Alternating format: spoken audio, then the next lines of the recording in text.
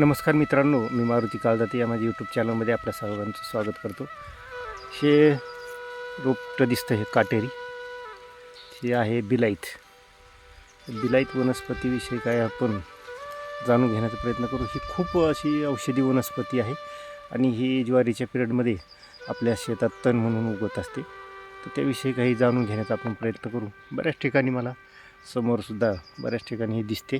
तुम्ही हे बिलाईत, ह्या बिलाईताला अनेक ठिकाणी अशी वेगवेगळी नावं वेगवेगळ्या भाषेमध्ये आहेत. याला सत्यानाशी असं म्हटलं जातं, रिंगणी असं सुद्धा काही ठिकाणी म्हणतात, काही ठिकाणी उठाती म्हणतात, तर काही ठिकाणी ह्याला स्वर्णक्षिरी असंही म्हणतात.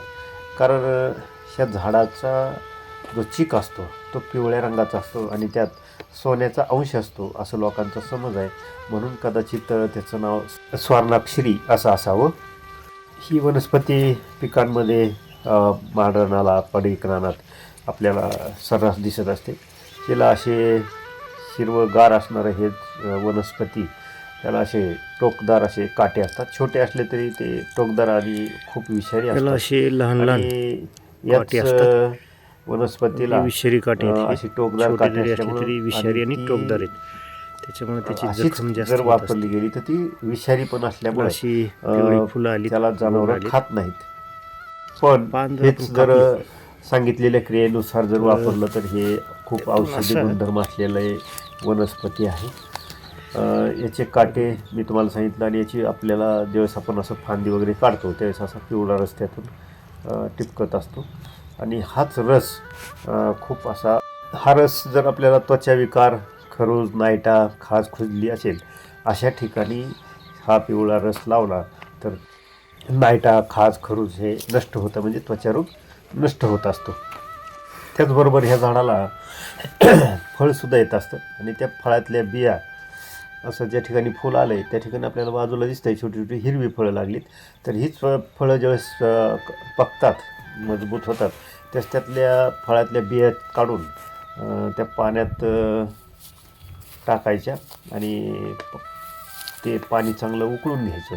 पाण्यावर जो तवंग येतो म्हणजे तेल येतं, ते ज्या ठिकाणी आपल्याला जॉईंटवरती, म्हणजे आपल्या संधिवातासारखा आपल्याला ज्यांना त्रास आहे अशा ठिकाणी ते लावायचं. तो लगेच त्रास कमी होऊन जातो.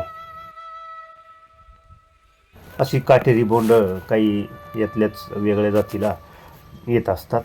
तसंच ज्यांना वैवाहिक जीवनात काही समस्या आहेत त्यांनीही या तेलाचा वापर वरती सांगितलं तसं केला तर सुखप्राप्ती होते. त्यासाठी पुरुष किंवा स्त्री हे दोघेही या तेलाचा वापर करू शकतात. ह्या हिरव्या पानांचा जर आपण काढा करून घेतला आणि तर मग आपल्याला जर कफ, पित्त असा काही दोष असेल आपल्यामध्ये तर तोही नष्ट करण्याची ताकद या पानांच्या काड्यामध्ये आहे. ज्यांना काविळीचा त्रास झालेला आहे किंवा कावीळ झाली आहे त्यांनी ही पानं कापायची, काढायची आणि ती पाण्यात टाकायची, ती पाणी उकळायचं आणि ते पाणी प्यायचं. तर ती कावीळसुद्धा लवकरात लवकर उतरत असते. मग पाण्यात टाकून उकळून पाणी पिल्यानं जशी कावीळ नष्ट होते तसंच पोटसुद्धा चांगलं साफ होतं. आणि दम्याचा ज्यांना त्रास आहे त्यांच्यासाठी सुद्धा हे औषध रामबाण औषध म्हणून ही बिलाईत आपण वापरू शकतो.